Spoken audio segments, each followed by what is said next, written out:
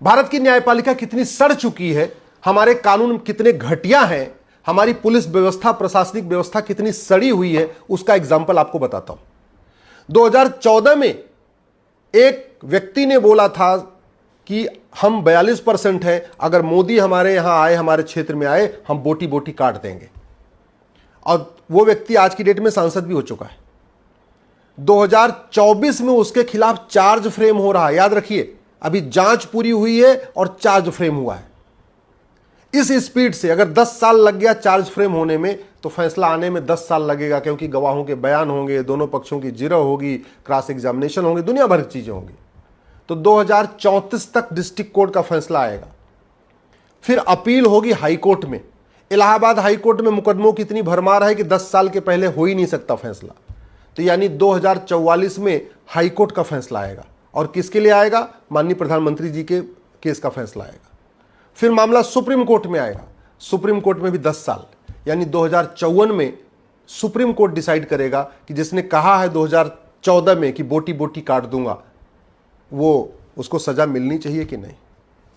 आप जरा सोचिए, मोदी जी आज प्रधानमंत्री हैं, जिसने कहा है वो भी सांसद है आज की डेट में।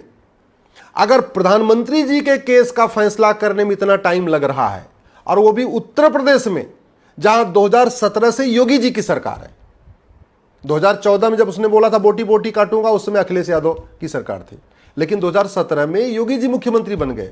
इसके बावजूद, योगी जी के मुख्यमंत्री बनने के बावजूद भी 7 साल लग गया। 2017 में योगी जी मुख्यमंत्री बने, 2024 में अभी चार्ज फ्रेम हुआ है।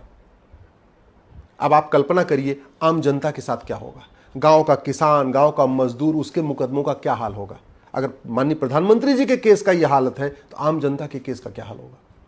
मैं बार बार कहता हूं, जब तक आप अंग्रेजों के 100% कानून खत्म नहीं करेंगे, जब तक ये 1861 वाला जो पुलिस एक्ट है इसको खत्म नहीं करेंगे, नया यूनिफॉर्म पुलिस कोड नहीं बनाएंगे, जब तक अंग्रेजों के जुडिशियल सिस्टम को नहीं बदल के यूनिफॉर्म जुडिशियल कोड नहीं बनाएंगे, जब तक अंग्रेजों के प्रशासनिक व्यवस्था को बदल के यूनिफॉर्म एडमिनिस्ट्रेटिव कोड नहीं बनाएंगे, जब तक आप झूठ बोलने को गंभीर अपराध घोषित नहीं करेंगे, झूठी गवाही को गंभीर अपराध घोषित नहीं करेंगे, झूठा एफिडेविट फाइल करने को गंभीर अपराध नहीं घोषित करेंगे, तब तक मुकदमों का फास्ट ट्रैकिंग नहीं होगी। और जो काम आज 10 साल के बाद हुआ है माननीय प्रधानमंत्री जी के केस में, 10 साल लग गया है केवल चार्ज फ्रेम करने में। मैं कह रहा हूं साल भर के अंदर फैसला आ जाएगा, 100% फैसला। Justice with in year possible है, और जस्टिस फॉर ऑल पॉसिबल है। मुकदमा लंबा क्यों चलेगा जानते हैं आप? क्योंकि जिसने बोला है बोटी बोटी काटेंगे, अब वो सांसद बन गया है। अब उसके खिलाफ लोग गवाही देने से डरेंगे। एक तो पहले इतना सोचिए, इतना उसके अंदर साहस था कि वो जब सांसद नहीं था तब भी बोला था बोटी बोटी काट दूंगा, और अब तो सांसद हो चुका है। दूसरा, 42% वहां है वो, उसके मजहब के लोग 42% हैं, उसका भी कॉन्फिडेंस है। तो गवाह आधे गवाह टूट जाएंगे, आधे गवाह देने की कोशिश नहीं करेंगे, बार बार तारीख पे तारीख चलती रहेगी और फैसला लंबा चलता रहेगा। अब जिसने बोला है बोटी बोटी काटूंगा, उसका वीडियो सार्वजनिक है, लेकिन वो कहेगा मैंने भी नहीं बोला। अगर एक काम हो जाए, नार्को पॉलीग्राफ ब्रेन मैपिंग कानून बन जाए, और जिसने बोला बोटी बोटी काटूंगा उसका narco test, polygraph test, brain mapping हो जाए, और उससे केवल एक पूछ लिया जाए भाई तूने बोला था 2014 में, तो निश्चित रूप से कहेगा हमने बोला था। फिर गवाहों की जरूरत ही नहीं है। क्या जरूरत है गवाही की? अरे जिसके ऊपर आरोप है, अगर narco test, polygraph test, brain mapping तीनों टेस्ट में कंफर्म हो जाए और तीनों में एक ही बात आए, हाँ हमने बोला हमने बोला हमने बोला, तो फिर गवाहों की क्यों चाहिए? ये वर्तमान व्यवस्था समाज में द्वेष बढ़ा रही है। क्यों? क्योंकि पुलिस को 20-25 गवाह ढूंढना मुश्किल हो जाएगा, और अगर 20-25 गवाह मिल गए पुलिस को, तो वो 20-25 लोग इस सांसद के दुश्मन हो जाएंगे। वो सांसद जिसने बोला है बोटी बोटी काटूंगा, उन 25 लोगों को ढूंढता रहेगा, फिरता रहेगा, और कुछ न कुछ उनका नुकसान करने की कोशिश करेगा। एक सबसे बड़ी समस्या ये है, अगर हम केवल इतना कर देना कि झूठी गवाही गंभीर अपराध है, झूठी गवाही देने वालों को 10 साल की सजा होगी, तो जिसने बोला ना बोटी बोटी काट दूंगा, उसके पक्ष में उसका भाई भी जाके गवाही नहीं देगा। क्यों? क्योंकि लगेगा 10 साल उसको सजा हो जाएगी। अगर ये झूठी गवाही गंभीर अपराध हो जाए, तो बोटी बोटे वाले की बीवी भी नहीं उसके पक्ष में गवाही देगी, बोटी बोटी करने वाले के पिता भी नहीं वहां जाके गवाही देंगे। लेकिन अभी क्या करेगा? वो 100-150 गवाही इकट्ठा कर लेगा। न्यायिक व्यवस्था इतनी सड़ी हुई है कि जिस व्यक्ति ने बोला था कि 15 मिनट के लिए पुलिस हटा लो, हिंदुस्तान से हिंदुओं को खत्म कर दूंगा, उसका कुछ नहीं हुआ। वो बाकायदा विधायक बन के बैठा हुआ है और वो वीडियो आज भी यूट्यूब पे उपलब्ध है। कुछ करने की जरूरत ही नहीं है।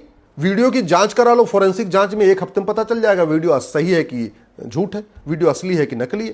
भाई यही तो करना है, वीडियो की जांच करना है और जिसका वीडियो उसकी आवाज वॉइस सैंपल लेना है और वॉइस की जांच कर लेनी है और कंफर्म हो जाएगा।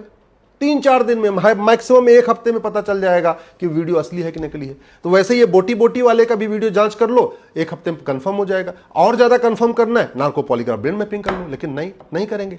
क्यों? क्योंकि हमारे कानून में व्यवस्था ही नहीं है। नार्को पॉलीग्राफ ब्रेन मैपिंग कानून आज तक बना नहीं है।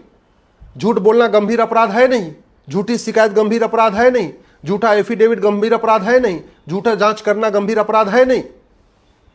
तो हर व्यक्ति अपना झूठ कर रहा है। बाकी तो छोड़िए, झूठा आधार बनवाना गंभीर अपराध नहीं, झूठा राशन कार्ड बनवाना गंभीर अपराध नहीं, झूठा वोटर आईडी बनवाना गंभीर अपराध नहीं, झूठा हेल्थ सर्टिफिकेट बनवाना गंभीर अपराध नहीं, झूठा एज सर्टिफिकेट बनवाना गंभीर अपराध नहीं, झूठा जो है निवास प्रमाण पत्र बनवाना गंभीर अपराध नहीं, जो फर्जी ड्राइविंग लाइसेंस बनवाना गंभीर अपराध, कुछ भी गंभीर अपराध नहीं। क्यों? क्योंकि हमारा कानून ऐसा कहता है। मैं बहुत जिम्मेदारी के साथ कह रहा हूं, भारत की 80% समस्याओं का 2 ही मूल कारण है, शिक्षा में संस्कार नहीं है और कानून का खौफ नहीं है। दुबई की शिक्षा व्यवस्था बहुत अच्छी नहीं है, लेकिन कानून का खौफ है। इसलिए दुबई में कोई नहीं कहता हम बोटी बोटी काट देंगे, दुबई में कोई नहीं कहता पुलिस हटा लो 15 मिनट के लिए, हिंदुस्तान दुबई के सारे हिंदुओं को खत्म कर दूंगा। दुबई में मात्र 15% हिंदू हैं। कभी आपने दुबई में सुना कि दुबई के हिंदू कभी पलायन कर रहे हो, जबकि मात्र 15% है? और यहां कश्मीर में क्या हुआ, यहां बंगाल में क्या होता है, यहां बॉर्डर पे क्या होता है, बाकी तो छोड़ो, यूपी के कैराना में क्या होता है, बहराइच में क्या होता है, उदयपुर में क्या होता है, क्या क्या होता है, सब पता है।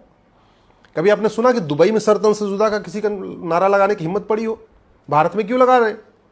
मैं बाकी देशों की तुलना नहीं करता, मैं सिंगापुर की तुलना नहीं करता, मैं जापान की तुलना नहीं करता, मैं अमेरिका की तुलना नहीं करता, मैं रूस और चीन की तुलना नहीं करता हूं। मैं एक इस्लामिक कंट्री की तुलना कर रहा हूं, दुबई, जहां हिंदू मात्र 15% है। और आपको पता है, भारत के जो संपन्न लोग हैं वो दुबई शिफ्ट हो रहे हैं, जबकि वहां मात्र 15% है। क्यों? उनको दुबई सुरक्षित लगता है, भारत असुरक्षित लगता है। बॉलीवुड के बहुत सारे लोग चले गए, फ्लैट ले लिए। बहुत सारे व्यापारियों को मैं जानता हूं, मैं नाम नहीं लेना नहीं चाहूंगा, बहुत सारे व्यापारियों को जानता हूं जो दुबई शिफ्ट हो रहे हैं। कुछ दिन पहले कलकत्ता में दुबई प्रॉपर्टी मेला लगा था और कलकत्ता के बहुत सारे व्यापारियों ने चुपचाप दुबई में अपना फ्लैट बुक कर लिया, जबकि भारत में फ्लैट का रेट दुबई के फ्लैट का 1/3 है। जो फ्लैट दुबई भारत में 1 करोड़ में मिल जाता है, वो दुबई में 3 करोड़ में मिलता है। फिर भी लोग दुबई ले रहे हैं। क्यों? क्योंकि उनको पता है न वहाँ अशांति है, न वहाँ अराजकता है, न वहाँ अवैध निर्माण है, न वहाँ घुसपैठ है, न वहाँ धर्मांतरण है, न वहाँ लब जिहाद है, न वहाँ लैंड जिहाद है। भारत में केवल शिक्षा बदल दिया जाए और न्याय व्यवस्था बदल दिया जाए। शिक्षा में संस्कार हो, कानून का खौफ हो, घूसखोरी, कमीशनखोरी, जमाखोरी, मिलावटखोरी बंद हो जाएगी।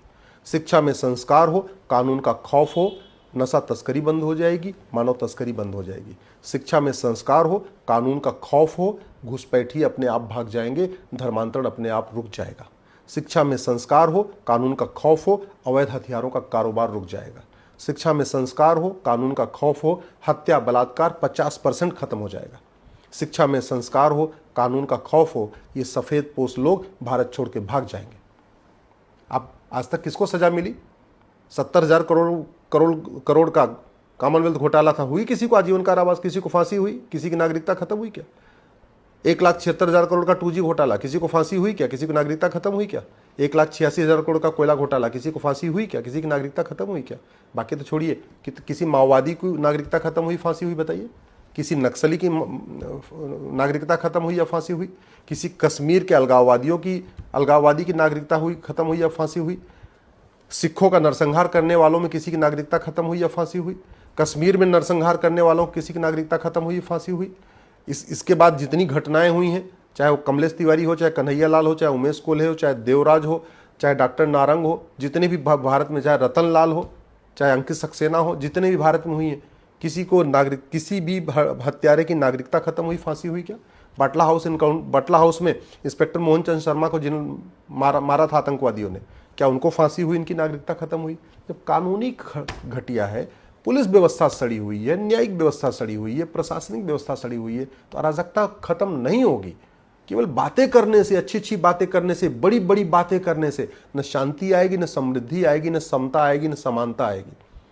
जब तक कठोर दंड नहीं होगा, जब तक शिक्षा में संस्कार नहीं होगा और कठोर दंड नहीं होगा, तब तक ये रुकेगा नहीं। और एग्जाम्पल मैंने आपको दे दिया, माननीय प्रधानमंत्री जी के केस में जांच चार्ज फ्रेम करने में 10 साल लगा है। फैसला आएगा 10 साल के बाद 20 साल, हाई कोर्ट में 10 साल मुकदमा 30 साल, सुप्रीम कोर्ट में 10 साल मुकदमा 40 साल। फिर कौन देखने के लिए बचा हुआ है? फिर पता चला सुप्रीम कोर्ट दया के आधार पर माफ भी कर दे, भैया ठीक है, बोटी बोटी कहा था, अब तो माफी मांग रहा है, बात खत्म हो गई। ये स्थिति है। इसको बदलने के लिए मैं आपसे निवेदन कर रहा हूं, नेताओं, अभिनेताओं, लेखकों, बुद्धिजीवियों को पकड़िए, उनसे संवाद करिए, उनसे बातचीत करिए। बतौलेबाजी करने से कुछ नहीं होगा।